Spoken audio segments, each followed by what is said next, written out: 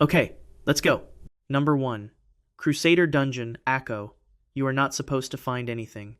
You are part of a routine inspection, 1994. An Akko Development Company sewage crew has reported a void beneath the street. A section of pavement that gave way when a pipe collapsed and dropped 16 inches of surface into nothing. The Israel Antiquities Authority has lowered you through the breach on a rope, and your flashlight is the first light in this space in 703 years. The beam finds a vaulted stone corridor, its ceiling dressed in the tight French Gothic arch that Crusader masons cut and Ottoman builders did not. The walls are pale limestone. On every reachable surface at shoulder height and below, geometric constructions cover the stone, precise, systematic, drawn with the deliberation of someone working through a problem, not decorating a wall. Someone was imprisoned here when they made these. And what they made will take a team at Hebrew University's Einstein Institute of Mathematics 7 years to begin to understand. The Crusader port city of Acre, Akko in Hebrew, Akka in Arabic, fell to the Mamluk Sultan al-Ashraf Khalil in May 1291. The defeat ended the Latin kingdom of Jerusalem's last mainland stronghold. Survivors fled by sea. The city was sealed beneath 4 centuries of Mamluk and Ottoman rebuilding, streets buried, halls filled, the underground Crusader complex compressed under layers of subsequent construction, so complete that nothing invited excavation. When the IAA took charge of the breach site in 1994, the initial survey documented a complete underground city, Great Hall, refectory, Knights Hall, street system, and beneath the residential quarter, a dungeon complex with cells intact and a sealed section of corridors untouched since before Columbus was born. One of the most extensively documented Crusader sites in the Mediterranean, and a section of it had gone undiscovered for 700 years. The inscriptions begin in the entry corridor and continue across every holding cell the survey mapped. Latin text fragments in multiple hands, heraldic blazons, identifiable family devices that cross-reference against Crusader genealogical records, carved crosses, Templar, Jerusalem, plain Latin. And then, running through and beside the recognizable marks, a separate class of inscription in a consistent hand, geometric constructions repeated across cells with the specificity of notation rather than the looseness of decoration. Lines drawn at controlled angles, circles positioned with evident purpose, patterns that a 1994 survey logged as geometric graffiti and that a mathematician in 2001 recognized as something categorically different. Dr. Avraham Sela and a colleague at Hebrew University's Einstein Institute of Mathematics circulated an internal working paper in 2001 documenting what those constructions contained. The team analyzed 47 distinct geometric diagrams across 11 cells. Their analysis identified 11 of those diagrams as independent, correct expressions of projective geometry relationships, specifically, constructions encoding cross-ratio invariance and harmonic range properties. Not approximately correct. Correct. Projective geometry as a formal mathematical discipline originates with Gerard Desargues in 1639. Its foundational theorems were systematically developed by Gaspard Monge and Jean-Victor Poncelet in the early 19th century. The prisoners who carved those 11 diagrams into the walls of the Akko dungeon were sealed inside in 1291, 346 years before Desargues published the first formal statement of the mathematics encoded in those stones. Mainstream archaeologists offer a standard objection. Geometric patterning is among the most common forms of inscription at medieval prison sites. The constituent elements of projective geometry, intersecting lines, circles, angular relationships, are visually available to any prisoner marking stone without theoretical intent. That the marks resemble formal mathematics is coincidence. Medieval decorative tradition is saturated with geometry, but coincidence has a probability. Cross-ratio invariants require consistent application of specific construction rules that cannot emerge from aesthetic repetition or spatial intuition without an underlying theoretical framework. The Hebrew University working paper calculated the probability of 11 independent geometric constructions, all correctly encoding cross-ratio and harmonic range relationships, with no mathematical grounding, which is the baseline the mainstream explanation requires. at less than 1 in 1,000,000,000. Under that assumption, those 11 correct expressions should not exist in the same dungeon, produced by the same consistent hand, in a city sealed in 1291. The main Crusader complex at Akko accepts academic visitors through the Israel Antiquities Authority. The deeper dungeon sections documented in the Hebrew University working paper remain restricted, designated as pending ongoing review. The working paper has not been submitted to any peer-reviewed journal. It was circulated internally at Hebrew University in 2001. No subsequent published analysis has followed in over 2 decades. How do prisoners sealed in a 13th century dungeon produce correct expressions of a mathematical field that will not be formally described for another 346 years? What is the source, in any text available to a Crusader prisoner in 1291, in any craft tradition, in any mathematical culture documented in the medieval Levant, of projective geometry constructions precise enough to satisfy an Einstein Institute mathematician's verification? Why has the working paper remained unpublished for more than 2 decades? And what is in the deeper sections that the Israel Antiquities Authority has not opened? Hebrew University set a probability to what prisoners in Acre carved into limestone. In Venice, the arithmetic runs the other direction. Inscriptions in the Doge's palace dungeons name men who already carried official death certificates, writing in documented detail about financial transactions that subsequently appear in the state treasury records. Number 2. Mamertine Prison, Rome. You are part of the 2015 survey team, and you are not supposed to find anything. The Rome Superintendency of Cultural Heritage authorized this excavation to protect, not to discover, drainage inspection, water infiltration prevention, standard conservation work beneath Rome's oldest documented prison. You are below the Mamertine's existing floor, trowel constrained on 3 sides by stone. At a depth inconsistent with the prison's known foundation date, the trowel contacts not sediment, not rubble fill, but a carved stone cap sealed into the bedrock with mortar. Stratigraphy tells you what that means before any laboratory confirms it.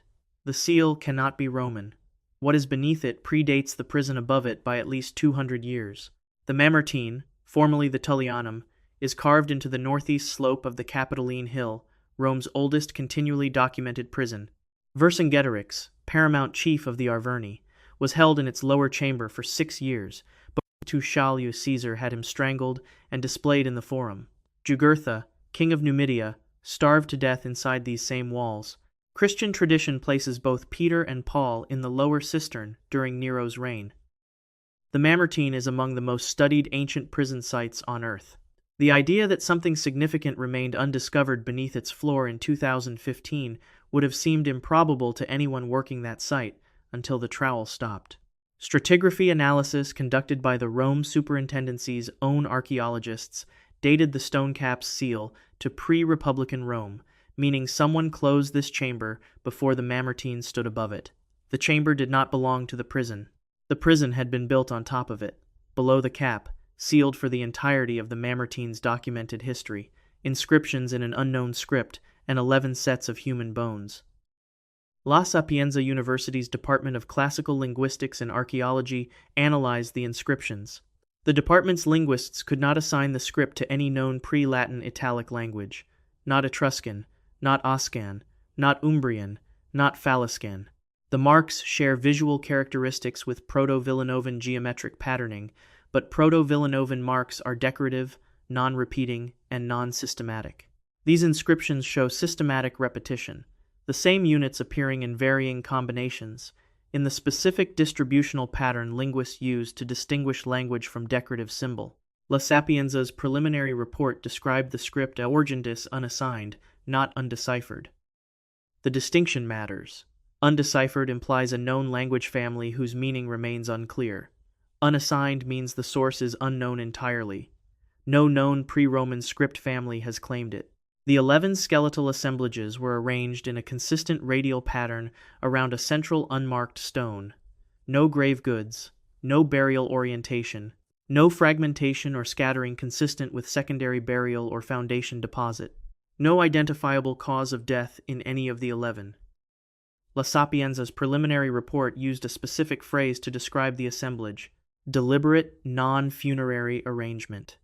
That phrasing was chosen with precision to exclude the most common interpretation applied to pre-Roman deposits found beneath major Roman construction sites. Carbon dating of organic material in the chamber's sediment returned dates of 800 to 1000 BCE. The Mamertine's earliest construction phase is estimated at 640 to 600 BCE. The chamber predates the prison built over it by 200 to 400 years. Mainstream archaeologists offer a framework.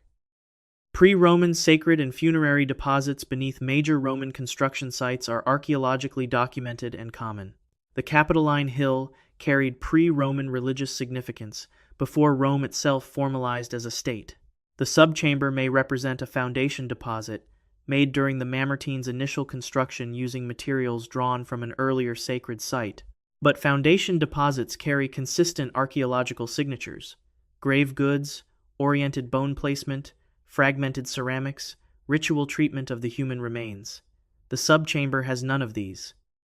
La Sapienza's preliminary report documented the absence of every standard foundation deposit marker explicitly before arriving at deliberate non-funerary arrangement as the only accurate remaining description of what 11 human skeletons are doing in a radial arrangement around a blank stone in a sealed room. The Italian Ministry of Culture sealed the subchamber access door in 2016.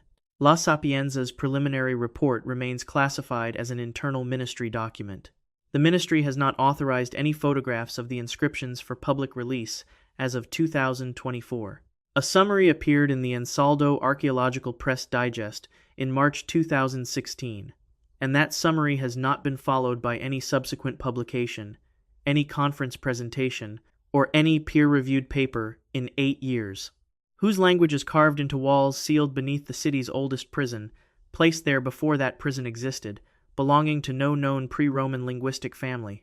Who arranged 11 human skeletons in a consistent radial geometry around a blank stone, then sealed the room and left no trace in any Roman administrative record?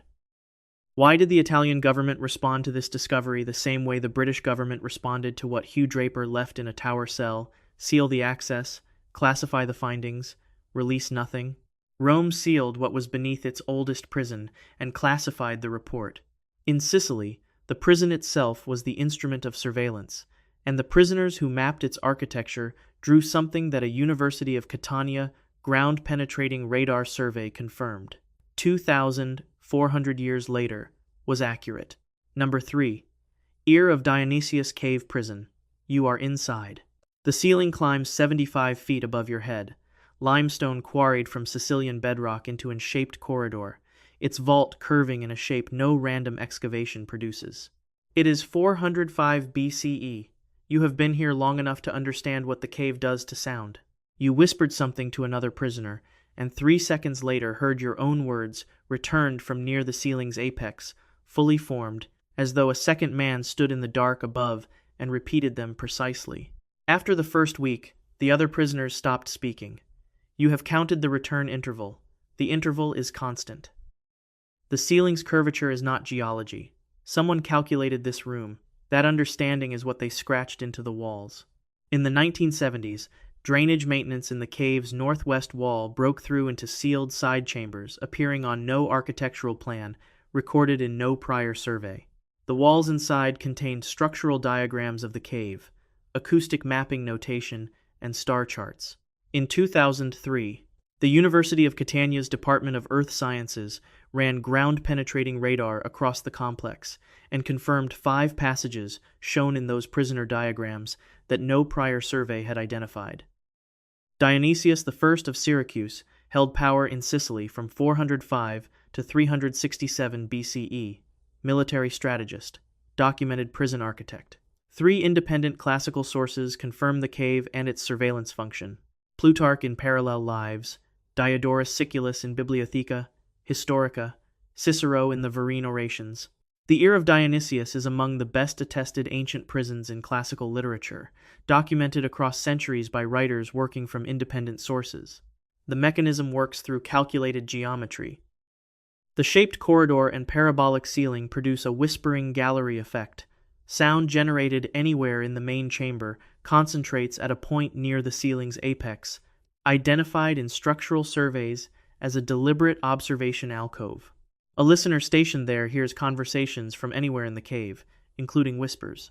The engineering requires precise angular calibration between the ceiling's curvature and the corridor's deviation. The cave produces the effect reliably. The 1970s drainage crew broke through sealed stone fill into 3 side chambers, absent from every known architectural plan. The fill was deliberate, worked stone, not collapse. Inside, inscriptions in multiple hands date the occupancy across centuries of successive imprisonment. The inscriptions fall into 3 categories: star charts, with constellation configurations accurate within the range of the Dendera zodiac; structural cross-section diagrams of the cave drawn from multiple vantage points at measurements consistent with actual cave dimensions; and wave pattern marks at intervals corresponding to identified acoustic reflection nodes inside the main chamber, the positions where sound from the cave's body registers with maximum intensity.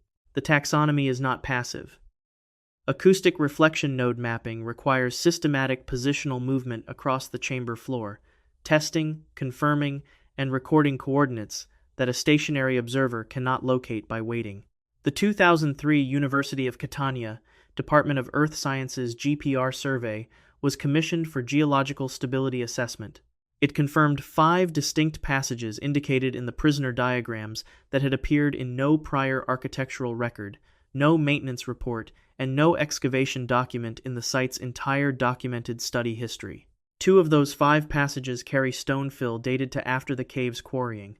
Someone sealed them while the cave was in active use. One side chamber contains a schematic of the cave's S-curve with angles marked at 5 points along the corridor's deviation. Those angles correspond precisely to the geometry required to produce the whispering gallery effect at the cave's confirmed acoustic apex. The formal acoustic physics describing this geometry, the mathematics relating parabolic curvature to reflected sound concentration, was not published until Lord Rayleigh's work in the 1870s. The prisoners sketched the functional geometry of a mechanism whose theoretical description would not exist for another 2,270 years. Mainstream archaeologists offer a reasonable interpretation. Geometric marks are common in ancient sites where prisoners had extended time and accessible stone. The cave's acoustic properties were known in antiquity. 3 major classical authors record them, and prisoners who experienced the whispering gallery effect might sketch what they noticed without any theoretical grounding in wave physics. But notation marking acoustic reflection nodes at measured intervals is not the product of noticing an effect. It is the product of systematic testing. The wave pattern marks are not located where the acoustic effect is most immediately perceptible to a stationary observer. They are located where the effect is most operationally useful for mapping the chamber's functional geometry. Noticing a whispering gallery produces a description. Mapping its active nodes produces a diagram. The prisoners produced a diagram.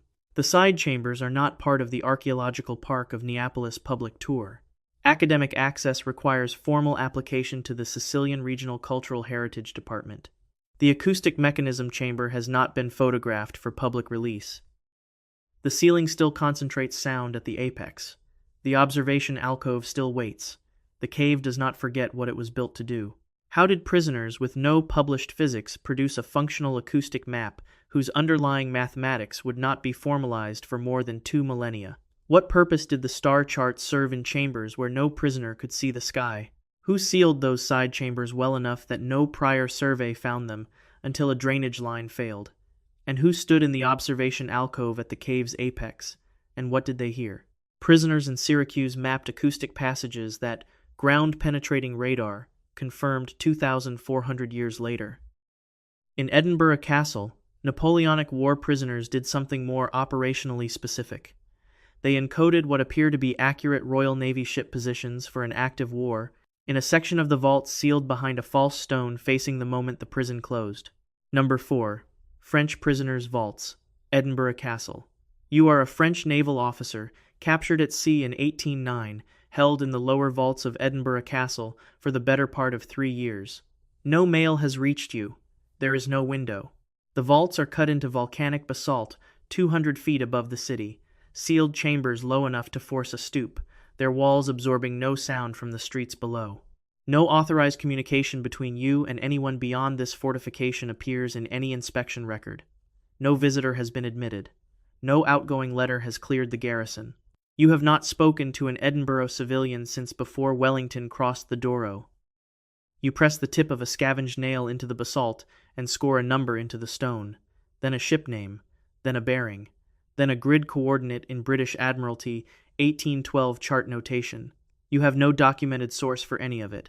Edinburgh Castle held prisoners of war from 1756 through the conclusion of the Napoleonic conflict in 1814, French, American, and Spanish captives. Their names and cell assignments recorded by Prison Hulks Act inspectors whose reports survive in the HO series at the National Archives. The accessible vaults carry thousands of inscriptions studied as folk art since the 19th century, carved portraits, ship silhouettes, playing cards, political cartoons, coat of arms renderings, revolutionary slogans. Historians of the Napoleonic period had reviewed them. The inscriptions were considered known. In 2018, Historic Environment Scotland conducted a structural conservation survey of the lower vaults. Surveyors identified one section of wall finished differently from the surrounding basalt, a false facing of dressed stone set in lime mortar. Laboratory analysis of the mortar composition dated the facing to approximately 1815. That date falls precisely within the window between final prisoner repatriation and the formal peacetime transfer of the castle to civilian administration. Someone built that wall after the last prisoner left, before any civilian inventory was taken.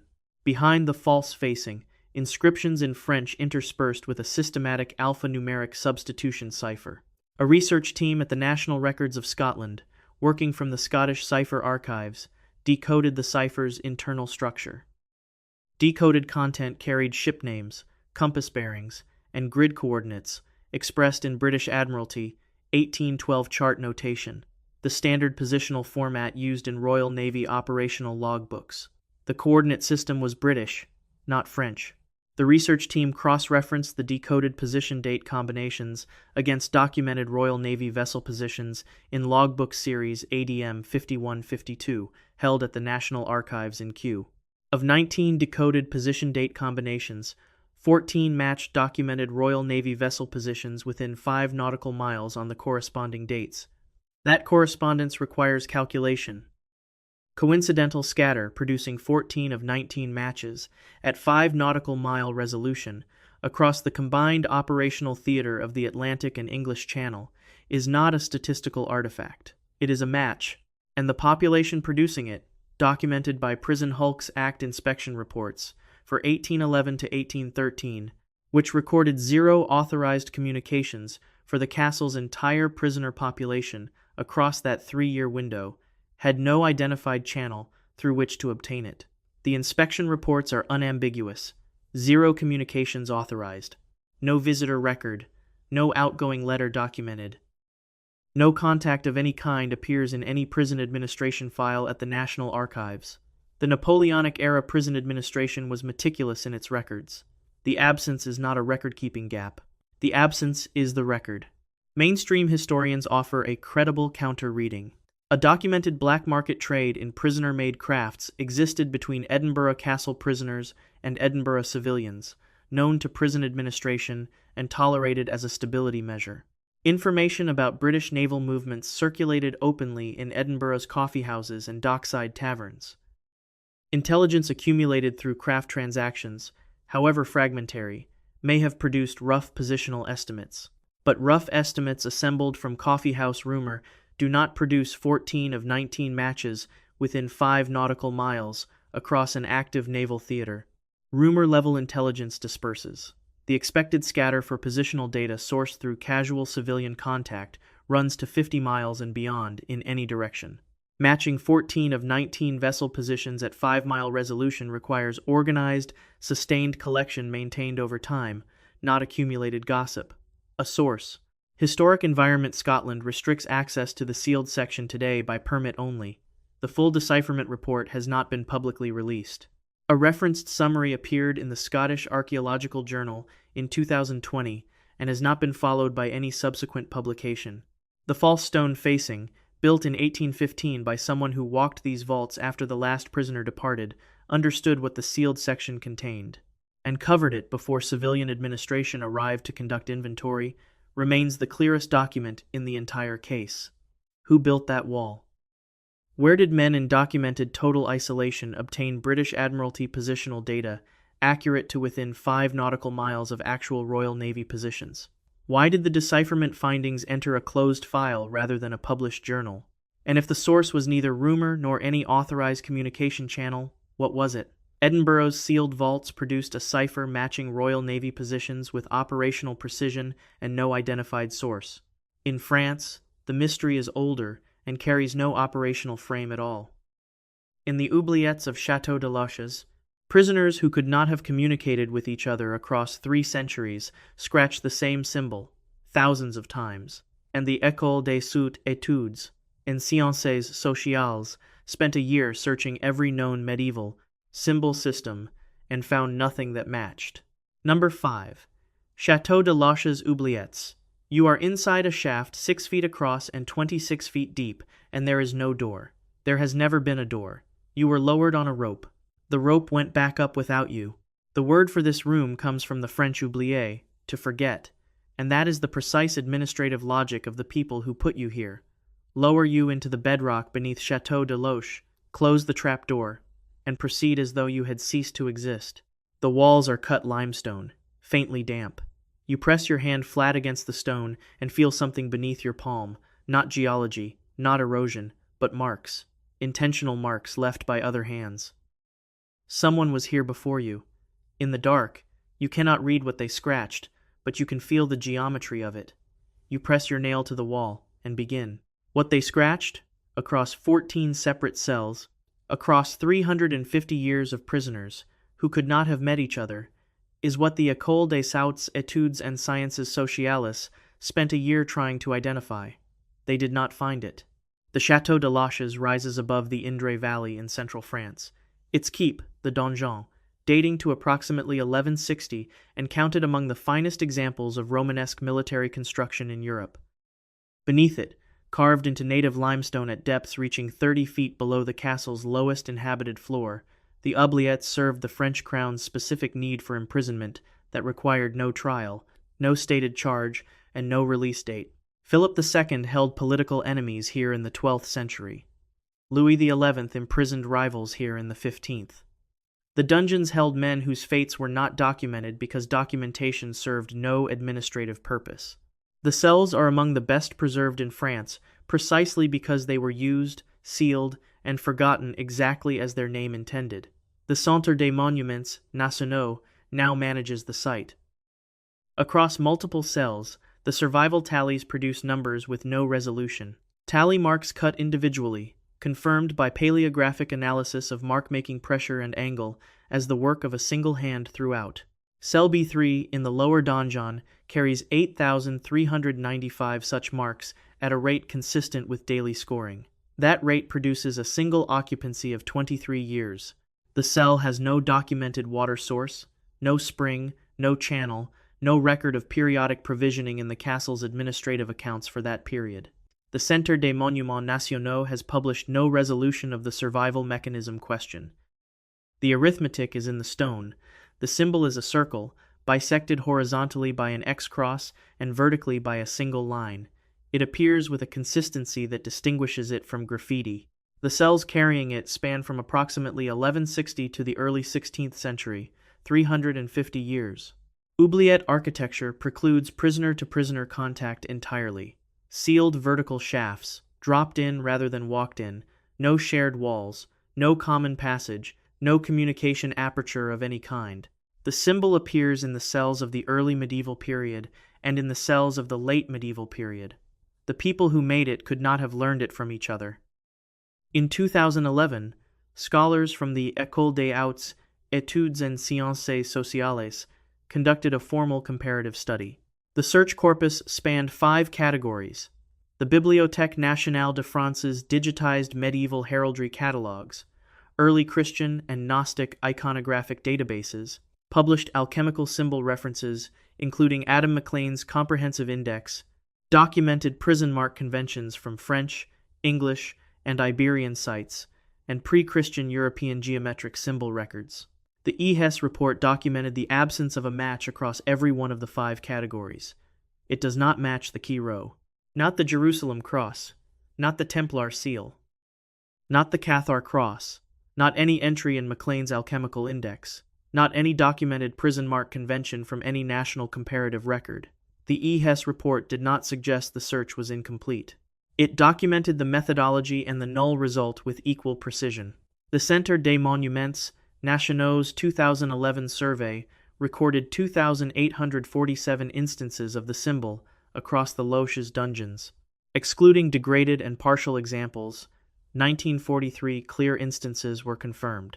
Scattered graffiti produces uneven distribution and high variation. This distribution is consistent.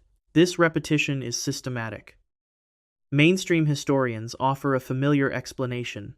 Medieval prisoners with extended time and accessible stone produced repeated geometric marks for psychological reasons, comfort, meditative repetition, without any conscious connection to a formal symbolic tradition.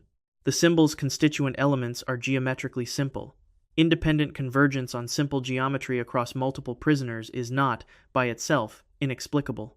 But convergent, independent invention does not produce 1943 identical constructions of a specific symbol across 350 years of architecturally isolated prisoners. The EHES researchers noted this directly. The construction's consistency, the specific relationship between the circle, the X-cross, and the bisecting vertical line, maintained with near-identical proportions across different hands, different centuries, and different cells, falls outside the range of independent geometric convergence and within the range of transmitted symbol use. There is no transmission mechanism the architecture permits. There is no source the 5-category search found. Across 350 years of isolated cells, prisoners scratched a symbol no researcher has been able to source, inside a structure specifically designed to prevent the communication that would explain how it spread. In Israel, the prisoners scratched geometry, and 2 mathematicians from Hebrew University spent years confirming that what they drew predated the formal development of that mathematics by 346 years. Number 6. Salt Tower, Tower of London. You are Hugh Draper, Bristol innkeeper, and the charge is witchcraft. Not the kind with cauldrons, the kind with mathematics. The Star Chamber has determined that you cast a horoscope intended to predict the death of a nobleman, and the calculation itself is the crime. It is 1561. You are inside the Salt Tower, a cylindrical keep at the southeast corner of the Tower of London, its walls 2 feet of Norman sandstone, its floor-cut stone damp with river air from the Thames 40 yards away. Your captors have confiscated what they considered dangerous. They did not consider a nail dangerous. You press it against the wall in the dark and begin to calculate. What you carve over the following weeks will confound researchers for 4 centuries. The cell will be sealed before most of them understand why. The Salt Tower is among the oldest structures in the Tower of London complex. Its lower floors dating to the 12th century, its upper chambers used intermittently for prisoners whose crimes were of the mind rather than the body. Astrologers, priests, men the Crown found more dangerous for what they knew than for anything they had done. Hugh Draper's case survives at the National Archives at Kew, in the Star Chamber Proceedings series Stack. The charge is specific. He prepared a horoscope designed to calculate the time of death of a member of the English nobility. He was jailed for what he was capable of computing. The diagram he left on the Salt Tower's eastern interior wall is a 14-panel astrological and alchemical zodiac carved directly into the sandstone. He signed it in Latin. Hugh Draper of Bristow made this sphere the 30th day of May, 1561, and surrounded the main panels with symbols drawn from both celestial mechanics and alchemical notation. The carving endured because the Salt Tower fell into irregular use after his imprisonment and was never replastered. It was not hidden. It was left in a room no one entered for long stretches, in a building that never stopped being a prison. In 2019, University College London's Department of Science and Technology Studies applied photogrammetric imaging to the carving, structured light scanning that produces 3-dimensional models of inscribed geometry accurate to fractions of a millimeter. Astronomers then ran modeling software against the encoded planetary configurations. The result placed Draper's diagram in a category the researchers did not expect. The planetary positional data encoded in the zodiac is accurate to within 0.3 degrees. That number requires unpacking. A zodiac diagram produced from memory or naked eye observation carries an inherent error range of 5 to 15 degrees. A trained astrologer working from recall produces an approximation. What Draper carved is not an approximation, achieving 0.3-degree accuracy in 1561 required a calculated ephemeris table, a precision mechanical calculation device, or observational data of the standard Tycho Brahe would not begin producing until the 1570s, a minimum of 40 years after Draper was locked inside that cell. The instruments required to generate this precision had not been built. No salt tower inventory, no tower account record, and no star chamber proceeding documents Hugh Draper possessing any instrument or table capable of producing this data. The precision is in the stone. The source is not in the record. Mainstream historians offer a reasonable explanation.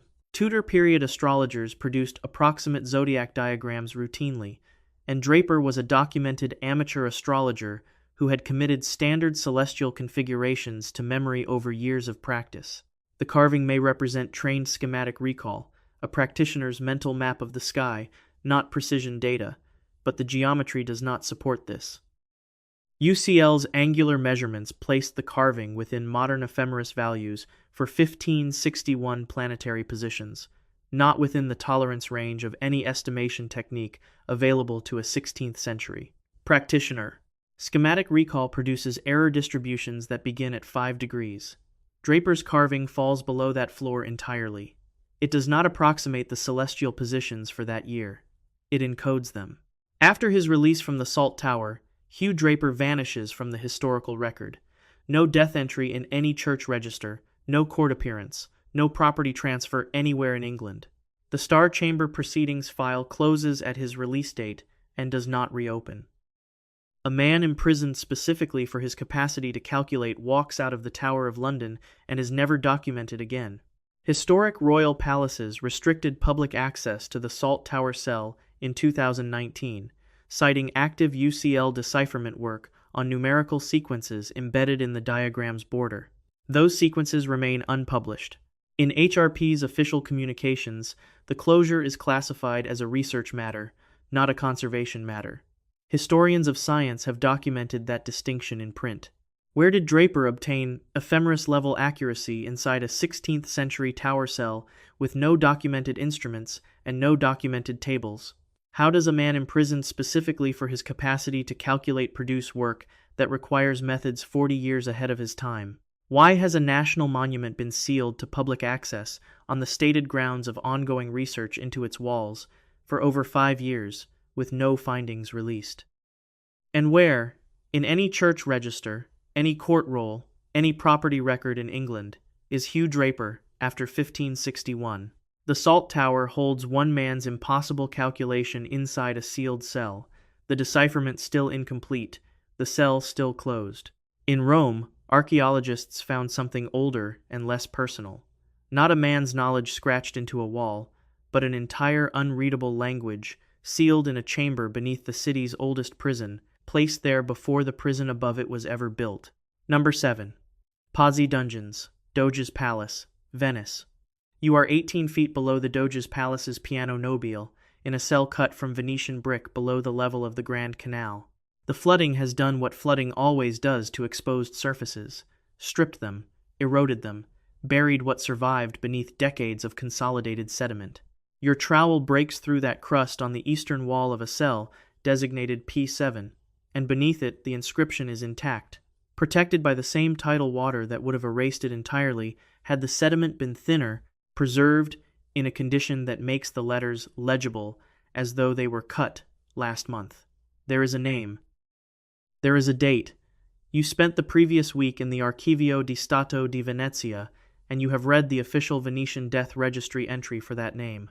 The date on this wall is 4 years after that man's recorded death. He is writing in the first person. He is writing about money.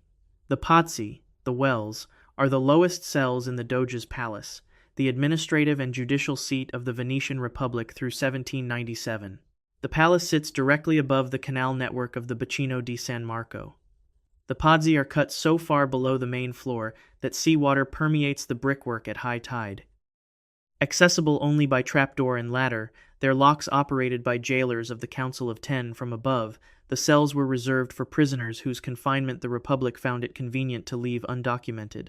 Not prisoners the city knew existed. Prisoners the city had been told were gone. During winter aqua alta events, water rose through the floor joints, reached the knee, retreated slowly over hours, and left a thin layer of canal sediment across every lower wall and floor surface. Over decades of operation, that deposit built and hardened until the lowest inscriptions were sealed beneath a crust that successive flooding had compressed into something close to stone, destroying the upper surfaces while preserving everything beneath. The 2007 Venice Superintendency of Cultural Heritage Drainage Project entered 23 cells to address accelerating structural damage from repeated tidal stress. Sediment removal revealed inscriptions in every cell, names, dates, financial figures, loan amounts, property descriptions, and transaction records, written in multiple hands, spanning the prison's operational history from the 15th through the 18th century. The inscriptions read not as prison graffiti, but as financial records. Archivists from the Archivio di Stato di Venezia arrived during the project's second week, when the conservation team began recognizing family names and estate references from Republic administration records held in the floors directly above. Cross-referencing began that afternoon.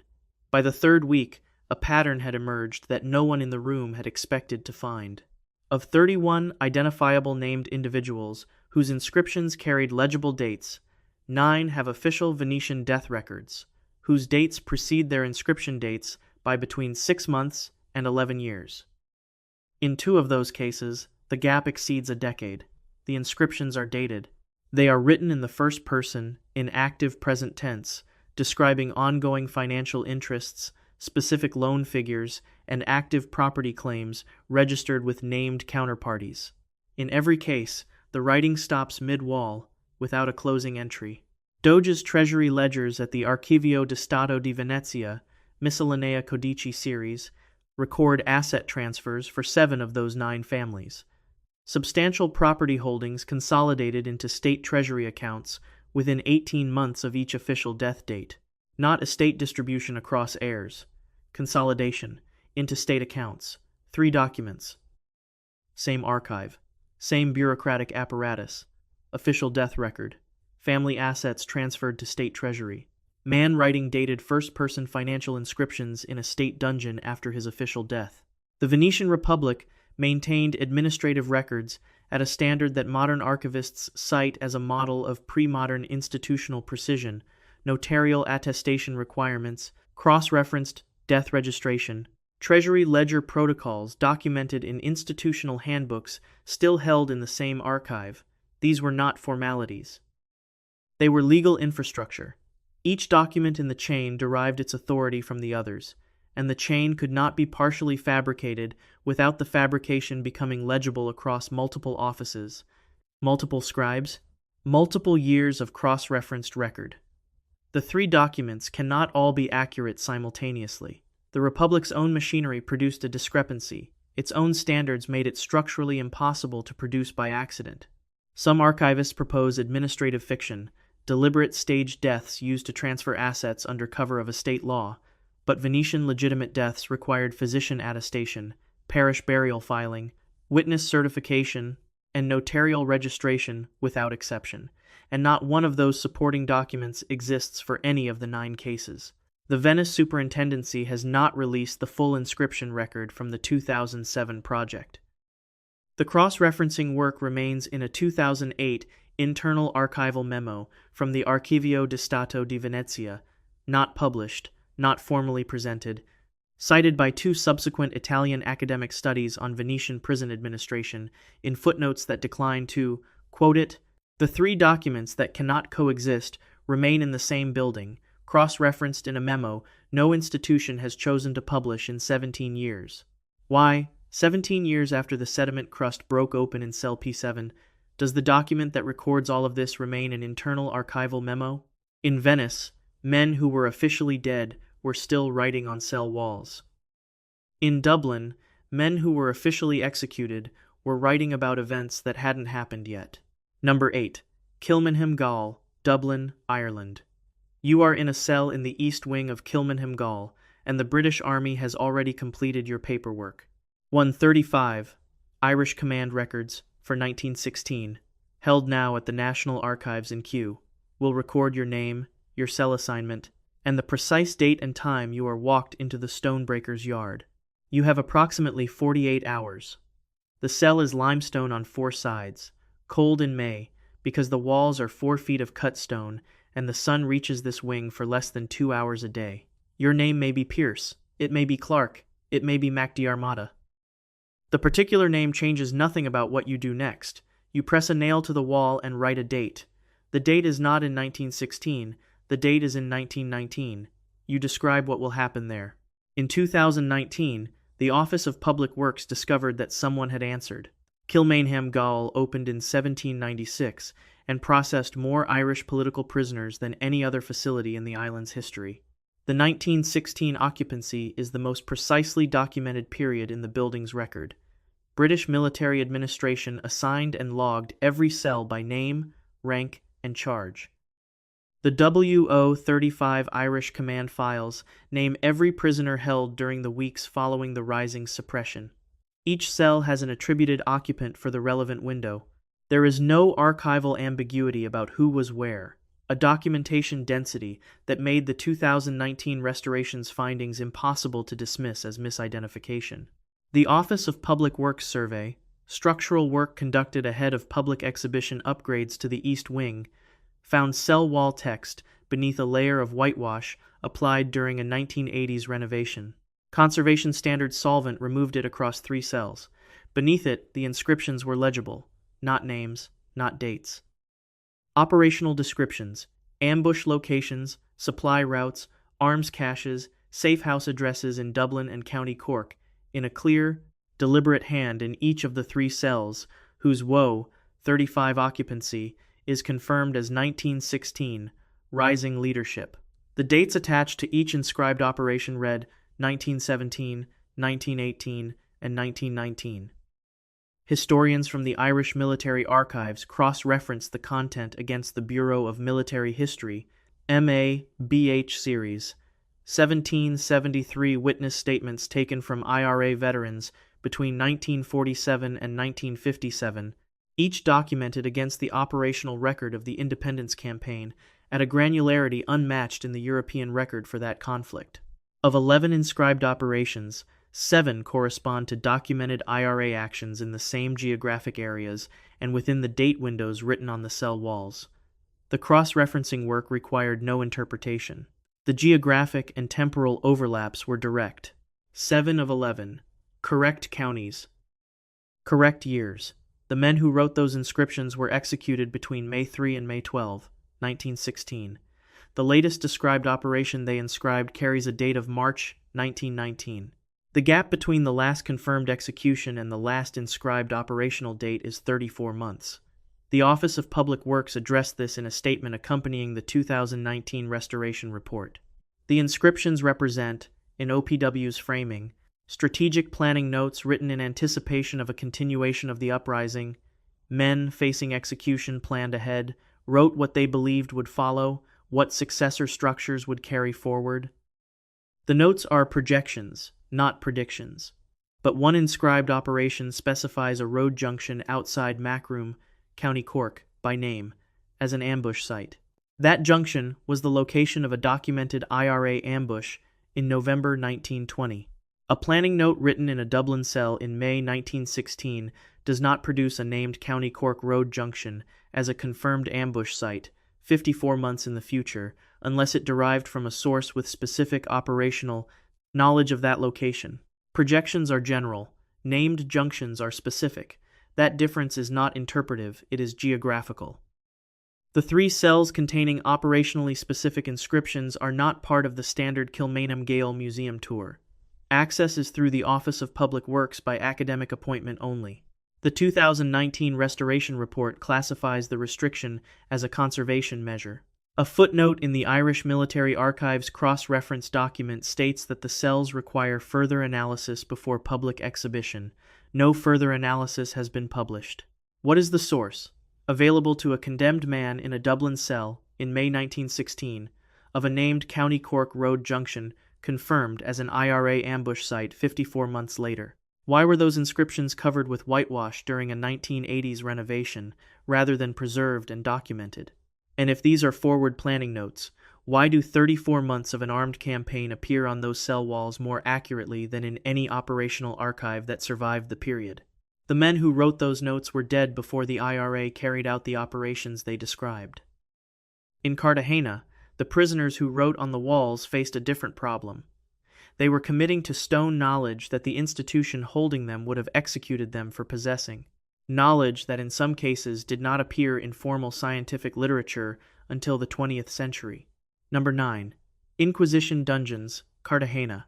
You are in a cell in the sublevel beneath the Palace of the Inquisition, and the charge is heresy. The year is 1750. The Cartagena Tribunal has held you here for purposes that do not require a trial date to be recorded. The cell is stone on 4 sides, 12 feet by 8, cut below the colonial street level where no Caribbean daylight reaches. But daylight is not what stops you when you enter. What stops you is the walls. Floor to ceiling, in every direction, in Spanish and in symbols you half recognize and cannot name, is writing. Not scattered graffiti, not nervous scratching. Something organized, something accumulated, something that took years. Multiple hands from multiple periods, each adding to what the hands before them left. Someone before you had everything they knew to say, and they said it on this stone. You press your nail to the only unmarked surface you can find and prepare to add to it. In 2009, a demolition crew removing a colonial period wall adjacent to the Palace of the Inquisition in Cartagena broke into a sublevel of sealed cells. No architectural plan held at the Archivo General de la Nación in Bogotá showed those cells existed. Colombia's Instituto Colombiano de Antropología y Historia, ICANH, took charge of the site within 48 hours and began documentation. The Cartagena Tribunal was established in 1610, one of 3 Spanish Inquisition tribunals operating in the Americas, alongside Lima and Mexico City. Its records, preserved at the Archivo General de la Nación, document prosecutions for heresy, sorcery, Judaizing, and prohibited scientific inquiry through Colombian independence in 1821. 211 years of institutional operation, during which the tribunal held complete authority over which categories of knowledge were permissible to possess. The cells ICANH entered in 2009 had never appeared in those records. The tribunal built them. The tribunal never acknowledged them. What was on the walls broke into 4 distinct categories. The first, botanical pharmacology, Spanish text descriptions of preparation procedures for 11 plant compounds, with specificity of dosage, extraction method, and therapeutic indication that reads as clinical rather than folkloric. An ethnopharmacologist at the Universidad Nacional de Colombia cross-referenced the descriptions against peer-reviewed pharmacological literature published between 1900 and 2000. 8 of 11 plant descriptions accurately correspond to pharmacological properties formally documented in the scientific literature, in no case before 1940. The effective alkaloid chemistry of all 8 was established between 1940 and 1985. A colonial prisoner describing extraction procedures for compounds whose active mechanisms would not appear in formal scientific literature for another 190 to 235 years. The second, astronomical observation. Dated star position entries for 1741, 1748, and 1763, recorded inside a sealed Inquisition cell in a form consistent with systematic observational log entries. The United States Naval Observatory Historical Ephemeris, a public verification instrument at USNO, Navy, Mill, was used to calculate the correct celestial positions for each date. The inscribed positions are accurate to within 2 arc minutes, achieving 2 arc minute precision requires an optical instrument, a telescope with a calibrated micrometer, or a graduated quadrant with a precision sight. No optical instrument of any description was present in or accessible to a sealed Inquisition cell. The tribunal would have charged possession of such an instrument as evidence of prohibited inquiry. The precision is in the stone. The instrument is not in the record. The third, human anatomy. Internal organ diagrams in at least 3 cells, depicting the mesenteric vessel arrangement, the branching network of blood vessels supplying the intestinal tract, with spatial accuracy consistent with direct dissection rather than schematic approximation. Dissection of human cadavers was prohibited under Inquisition authority and was not practiced in colonial Colombia. The diagrams show vascular structures not accurately rendered in any atlas widely available before Henry Gray's Anatomy of 1858. The cells predate Gray by more than a century. Someone in those rooms drew what they could only have seen from inside a human body in a jurisdiction that would have executed them for opening one. The fourth, chemical processes. Written descriptions of reduction and extraction procedures for 2 mineral compounds, identified by a chemist at the Universidad de los Andes as corresponding to modern analytical chemistry methods for isolating specific inorganic compounds. The Universidad de los Andes cross-referenced both procedures against the Biblioteca Nacional de Colombia's catalogued holdings of colonial period alchemical and natural philosophy texts. Neither procedure appears in any document in that collection. The mainstream explanation for this pattern is cultural contamination. Cartagena's port was among the busiest in the Americas. Enslaved Africans, indigenous traders, European contraband merchants, and prohibited books all moved through it. At volumes, the tribunal could not fully surveil. Botanical knowledge accumulated through the slave trade. Astronomical practice survived in navigational communities outside institutional control. Medical observation persisted in indigenous healing traditions. Knowledge moves through ports even when institutions try to stop it, but cultural contamination produces diffuse transmission. It does not produce 1. 2 arc-minute star positions without instruments. It does not produce mesenteric vessel diagrams consistent with dissection through herbalist tradition. It does not produce 8 of 11 correct plant pharmacology profiles 2 centuries before formal documentation. Each category requires not exposure to prohibited ideas but access to specific technical procedures that were either formally undocumented or formally forbidden, and the 4 categories together imply a body of systematic empirical work that the Inquisition was constituted specifically to prevent. Icanch's full report has not been publicly released. A summary was presented at the 2012 Congreso de Arqueología Colonial in Cartagena and was not published in the conference proceedings. The cells remain sealed. Who placed those prisoners in undocumented cells that the tribunal's own records deny existed? How did occupants of a sealed Inquisition dungeon produce star positions accurate to 1, 2 arc minutes without instruments, anatomy drawings requiring dissection without a sanctioned body, and pharmacological detail that formal science would not reach for 2 centuries? Whose hands, across which decades, in which sequence, built up the accumulated record covering every surface of those walls? And what did the Inquisition know was in those cells that it could not afford to document? In Cartagena, the knowledge written on the walls could not be sourced to any text available to the prisoners. In Marseille, the information was structural, and following it led investigators through 40 feet of solid limestone to a passage connecting to the sea, with no official record of its construction anywhere in the Archives Nationales. Number 10. Chateau d'If. You are the Centre des Monuments Nationaux structural engineer assigned to the 2020 Restoration Survey, and the cell door has not opened since approximately 1840. The lime-to-aggregate ratio in the mortar puts the seal at 1820 to 1850. Behind it, the cell is 8 feet by 10, cut limestone on 4 sides, the vaulted ceiling too low to stand fully upright at the corners. 2 of the 3 cells in this sealed wing carry what prison cells carry: names, dates, small carved ships, the ordinary inventory of long confinement. The third stops you at the threshold. The far wall, in a clear and educated hand, carries not names but measurements, cell references, compass bearings, distances expressed in pieds du roi, and at the bottom, a description of a chamber at the end of a passage. You are now standing 40 feet above. You carry a GPR unit. You probe the indicated wall at the stated bearing and depth. The radar returns a void signal precisely where the inscription says it will be. You go and get a chisel. The Chateau d'If sits on a limestone island approximately a mile offshore from the port of Marseille, one of 3 islands in the Frioul archipelago, a flat shelf of pale rock rising 60 feet above the Mediterranean with a structure that fills most of its surface. Francis I commissioned the fortress in 1527. The French crown converted it to a state prison in 1580.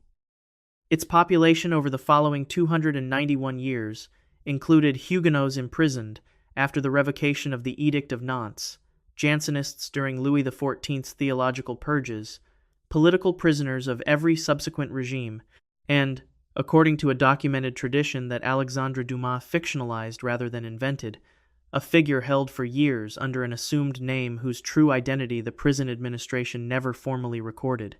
The chateau, operated until 1871, became a National Historic Monument in 1890 and has been managed by the Centre des Monuments Nationaux ever since.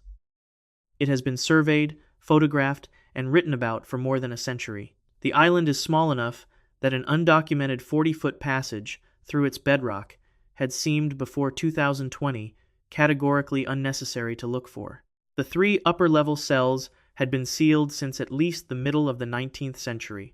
No conservation record, no structural file, and no administrative inventory from any period after 1871 documented their contents. The Centre des Monuments Nationaux opened them during a structural assessment ahead of planned visitor access upgrades. 2 cells yielded what the records predicted, the 3rd did not. The structural engineer followed the inscribed sequence through 2 adjacent cells, each referenced in turn on the first wall. The indicated wall section in the 2nd cell was probed by ground-penetrating radar. The radar returned a void at the stated depth and bearing, a hollow in the native limestone precisely where the inscription placed the passage entrance. Authorization was granted to open the wall. They opened it. What they found descends 40 feet through the island's native limestone at approximately 8 degrees. Not masonry, not rubble fill, but cut stone with tool marks, consistent with hand-worked excavation. The passage terminates in a low vaulted chamber at sea level, submerged to the ankles at high tide, accessible at low tide, with an opening on the island's seaward face that appears in no exterior survey, no maintenance record, and no architectural drawing produced at any point since the 1580 conversion. It connects the interior of a French state prison directly to the open sea. The passage is 40 feet long. It is real. It has been there the entire time.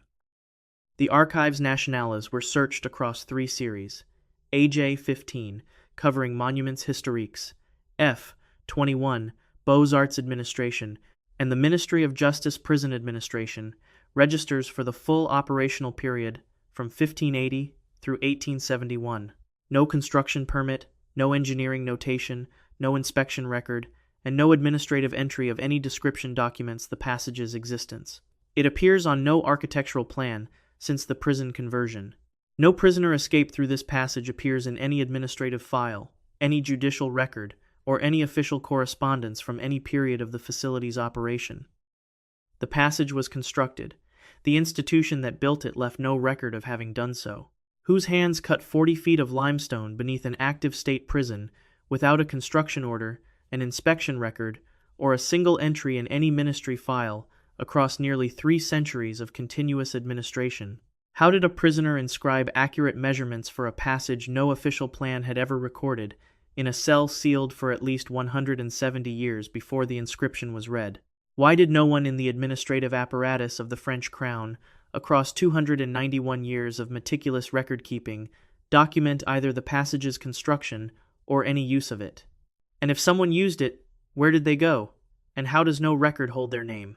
10 dungeons, 10 sealed chambers, 10 sets of marks scratched by men who were supposed to know nothing, and every wall whispers the same question back. What did they know, and how did the walls end up holding it? From the Salt Tower in London to the limestone shelf off Marseille, across 10 institutions in 7 countries spanning 3,000 years, every sealed cell produced the same anomaly. Knowledge that should not have been there, recorded with a precision the official record cannot account for. The reports remain classified. The walls remain sealed. If this is the kind of documentary that makes you think, subscribe, this is what we do here. Like the video if any of these disturbed you more than you expected, and tell us in the comments which dungeon stayed with you longest and where you're watching from.